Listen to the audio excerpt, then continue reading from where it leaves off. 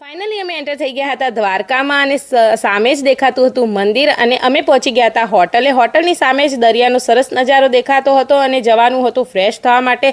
હોટલનું entrance એકદમ સરસ હતું. ફ્રેશ થઈ અમે જમી લીધું હતું. જમવાનું એકદમ સરસ હતું અને પછી અમે થોડીવાર દરિયાની સામે બેઠ્યા, જ્યાં દરિયાના મોજાની મજા લીધી. અને જો દ્વારકામાં રોકાવાનું નાઇટનું એક અલગ જ અનુભવ છે. તમે આ અનુભવ જરૂર કરજો. આ નાનકડા લડ્ડુ ગોપાલ જોડે મેં ફોટા પડાવ્યા, એમને બહુ બધો લાડ કર્યો અને સવારનો નજારો તમે જોઈ શકો છો. મસ્ત હતો અમારી રૂમના બહારનો.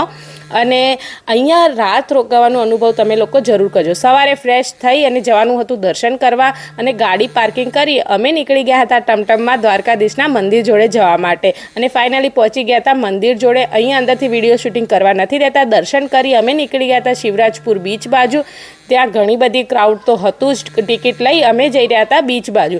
બીચ આગળ જઈને અમે અહીંયા ખૂબ બધી મસ્તી કરી, ફોટો વિડીયો લીધો. મળીએ બીજા વ્લોગમાં.